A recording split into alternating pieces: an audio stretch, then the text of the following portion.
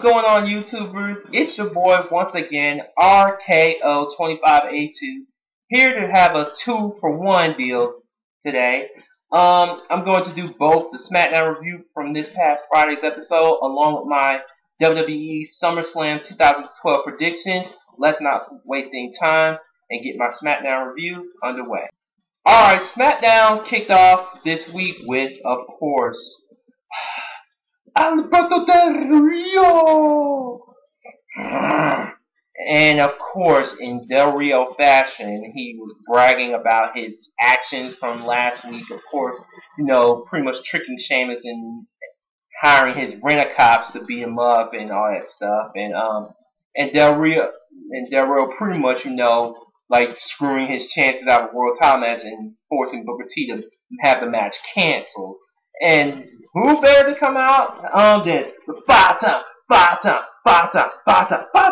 WCW champion and current SmackDown general manager Booker T. You dig?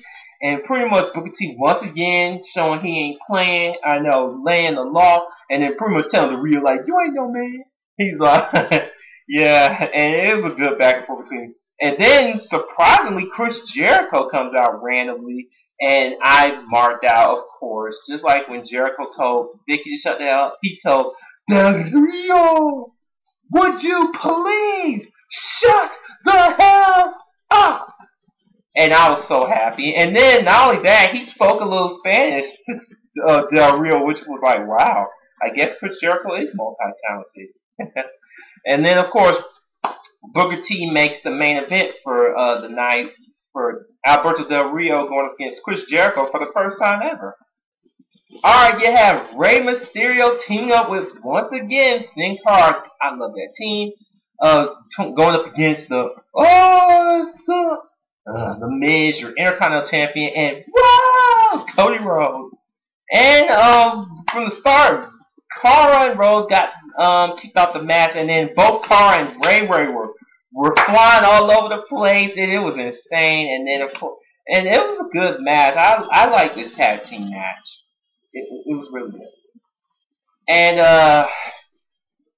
alright, once Cara hits the run on the Miz, and Rhodes was still trying to pull off Cara's match, and then he ends up getting 619 in the splash. 1, 2, 3. Your winners, Rey Mysterio and Sin Cara.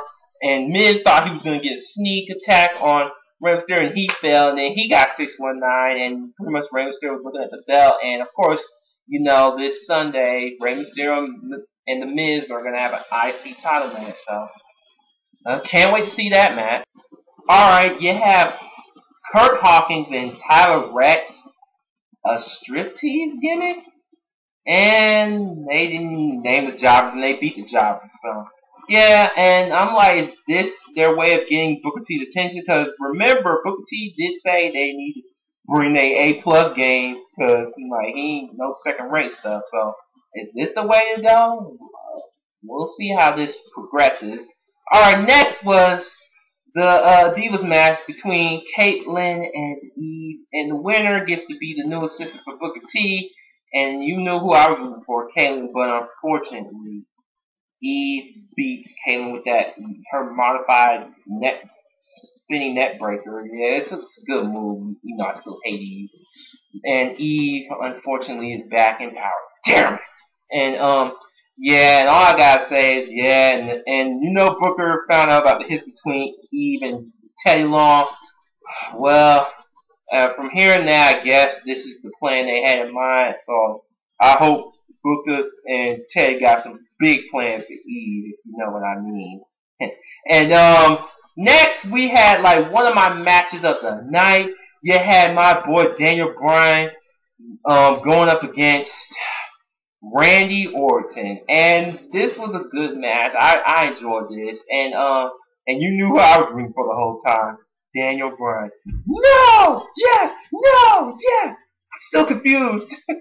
All right, yeah, I enjoyed this. You had, it was a great match. I like that superplex spot that Orton did. I like when Bryan was doing his kicks, or usually he does, and then And Orton looked like he was going to end this like he usually does with the RKO.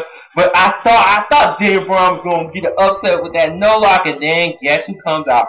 Pyro hits, and we thought Kane was coming out, but he didn't come out. That was just a distraction, so Randy Orton can hit the bam RKO. Damn it! 1, 2, 3, your winner, Randy Orton. It would have been nice if they let Daniel Bryan get a huge victory going in SummerSlam, but no, that was too much to ask. And after that, Kane comes out for real, and of course, I guess this is kind of hyping up the Kane versus Daniel Bryan at SummerSlam this Sunday. All right. Next you had Antonio Cesaro. Oh God, who I say that he is the poor man's version of Sagat from Street Fighter. It's there, people. It's there. And against Long Island beat Zack Ryder. Finally, he gets some tea time, but unfortunately, he loses. Yeah, this is all. And then I forgot Santino Morel was on commentary. Yeah, and of course, this is leading to the pre-show match between Cesaro and Morel for the U.S. title. And of course, Cesaro pushes Santino after the match, and I'm really not looking forward to the pre-show match. Alright, now on to the main event. Alright, we were gonna get ready with Alberto Del Rio and Y2J! Come on, baby!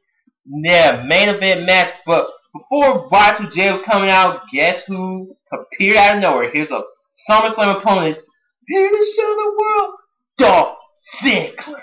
And he's all saying, like, you're not gonna overlook me, Chris. And Y2J still came out. He a trooper, man. He a trooper for that. Coming out after he got beat down on by Dolph Ziggler, and he soldiered on and gave Del Rio a run for his money. And I like this match too. And for a moment, I thought Jericho was gonna finally win a match, but unfortunately, Dolph Ziggler just wouldn't let that happen. And after Ziggler lowered the rope from Jericho and he puts it back in, and Del Rio hits his enziguri, 1, 2, 3, your winner, Alberto Del Rio. And then it wasn't enough for them. Yep, Del Rio locks in the cross-arm breaker, and Ziggler was trash talking. Then finally, Sheamus comes out, arm wrapped up and all, and then he chases. Ziggler runs away, and then he beats up Del Rio and stuff, and Del Rio gets away, and then Booker T comes back out, and he's saying, like, what are you doing here, Sheamus? And then Sheamus he's like, I want you to reinstate the match for this Sunday at SummerSlam. And then Booker T's like, I can't do that, man. He's like, you heard. And then he's like, and then Sheamus like, he said, the person who wants this match more than anything is me. And then Booker T's like, you know, if I do this, you know the world title's on the line, right? And then Booker T reinstates the match. It's back on, people. Sheamus versus Del Rio for the World Heavyweight Championship this Sunday at SummerSlam. So overall, this week's SmackDown was a good show. I'm not gonna lie, it was a good show, and they did a good job hyping up the SummerSlam, kinda. And that was my WWE Smackdown review this week for August the 17th, 2012. And now it's time for my SummerSlam predictions. I'm in love, traveling down the road. Oh, sorry, y'all. Sorry. I like this year's SummerSlam theme song. Yeah, Kevin Rudolph got a catchy song. Alright, anyway, this is once again RKO25A2 about to do my WWE Summerslam pay-per-view prediction. And before we get to the main card, let's get the pre-show match out the way. You have Santino Marella versus Antonio Cesaro for the U.S. title, and like I said in my SmackDown review, I really don't care for this match, and I'm against the fact that Antonio Cesaro is going to win the U.S. title, let alone a pre-show. I don't want this to happen because I can't get invested in Cesaro, man. I can't. It's like they have done nothing to build this up, and they're just finally showing him on TV, where the majority of the time he's on Superstar and stuff. And we already know the deal with Santino. His time as U.S. champ is pretty much, it came and went. It's time to get the belt off him. But the person I want him to get the belt off Santino is Damian Sandow. Enough said. So, who I want to win, I guess I kind of want Santino to retain. Alright, now on to the main card. Alright, I'm going to get this match out the way. You have Daniel Bryan versus Kane. And you know this match came about of course, after D. Bryan got heartbroken during the wedding, and then AJ thinking he had anger management issues and all that junk, and pretty much Kane comes in there saying, I'm your anger management therapist or something like that, and then that's how, and then, yeah, pretty much this is more about my boy D. Bryan, my girl AJ, more than the match itself, if you think about it. And with this match, it's pretty much little to no little. Yeah, and who I want to win is like, can you tell I want Daniel Bryan to win this, because I'm like Daniel Bryan, he deserves better than this, and all I say is I wouldn't be too surprised if Kane went over, but I really want Daniel Bryan to get this. He needs this more than anything. Alright, next is pretty much the almost everyone's looking forward to. This match could steal the show. And you know who I'm talking about. Dolph Ziggler, of course, Mr. Show-Off himself, going up against Y2J Chris Jericho. You know the rivalry over the fact that Dolph Ziggler thinks Jericho doesn't have it anymore. He thinks he can't win the big one, and for, as much as I hate Dolph Ziggler, he's right. It's like Jericho's recent return to WWE has been kind of a failure. War Room, he didn't win. Elimination Chamber, he didn't win. WrestleMania, lost. Extreme Rules, lost. Over the Limit, lost. Money in the Bank, lost. So Jericho really got to bust his ass this Sunday to prove that he still has what it takes. And you know I'm cheering Jericho all the way in this, but I'm kind of thinking that Dolph Ziggler is going to get this, because they have been pushing Dolph. I mean, after all, he is the World Heavyweight Championship Money in the Bank winner, and the fact also that Jericho's not going to stick around much longer. So, as much as I want Jericho to win, I think Dolph Ziggler is going to go over here. Alright, the WWE Tag Team Championships are on the line. Can you believe it? You have R-Truth and Boom Boom Boom Kofi Kingston, Boom Truth, whatever you want to call this tag team, or most people's eyes, they don't see these two as a tag team, and going up against the primetime players Titus O'Neil and Darren Young. And it sucks that the primetime players lost AW. I'm not going to go into that, but I mean, this could go either way. I really don't know what's going to happen now that AW's gone. I mean, because AW pretty much the only good thing about the primetime players, and he was getting them over, but we all know what happened. But I mean, I would be surprised if the primetime players would win this match and become new tag team champions, which would be fine. I mean, because let's face it, Kofi Kingston and R-Truth had the belt for a good amount of time, and I want Kofi, especially Kofi, to get back into single match because he deserves better than this, especially R-Truth too, but mostly Kofi. So in this, I'm pretty much going to cheer for R-Truth and Kofi Kingston, but like I said, I kind of see primetime players, even without AW, they're still going to win the tag team championships. Alright, next match, The Miz versus Rey Mysterio for the Intercontinental Championship. This, another match has little to no build. Pretty much Rey Mysterio beats The Miz on a past episode of Smackdown, hence AJ makes the match via Twitter this past Monday on Raw. And I pretty much seen Miz retain the IC title. It wouldn't make sense for him to drop it, I mean, because they are pushing Miz after all, I guess. And Mysterio just came back, and well, Miz just came back too, so. But really, the Miz is going to keep it out. Alright, the World Heavyweight Championship match between Alberto Del Rio and Sheamus, like I said on my SmackDown review, is back on. And pretty much, all I need to say is that Sheamus is going to beat Del Rio once again. No questions asked. And now on to the two main matches I'm looking forward to.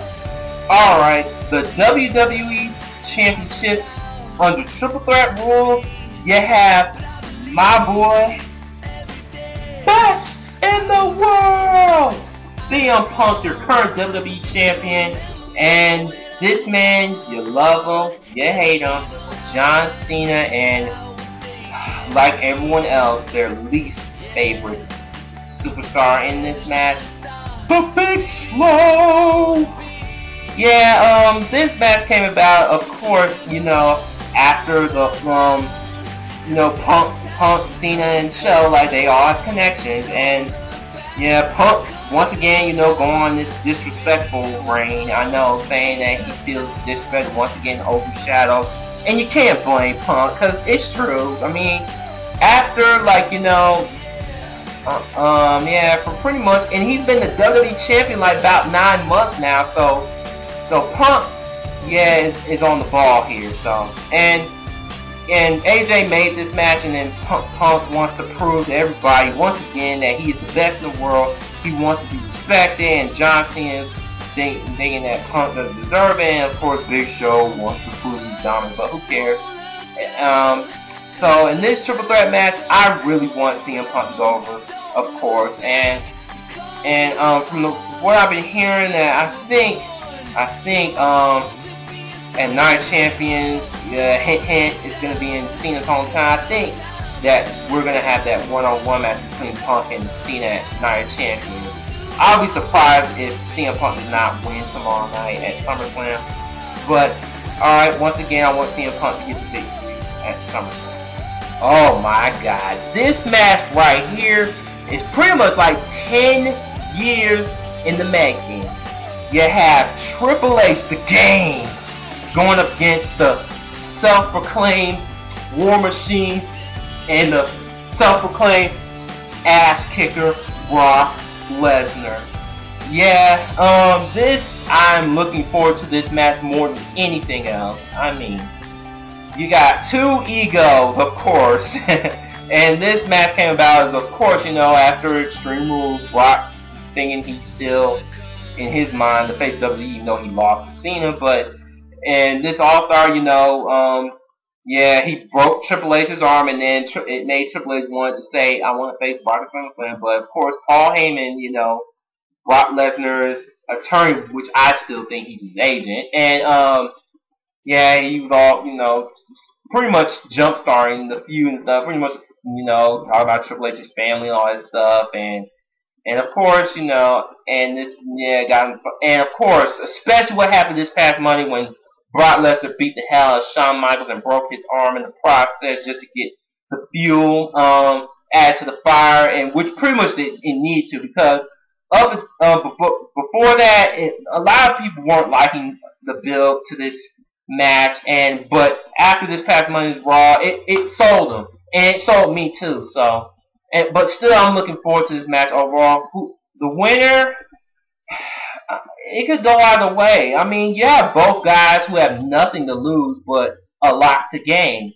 Triple H, of course, he's going to fight for Shawn Michaels, obviously. And Brock Lesnar, of course, wanting to redeem himself after that huge loss at Extreme Rules and to show that he is still the monster, the ass kicker, the destroyer that he says he is. But if he doesn't win this match, you might as well. I mean, because they paying him so much money, so they gotta let him win something.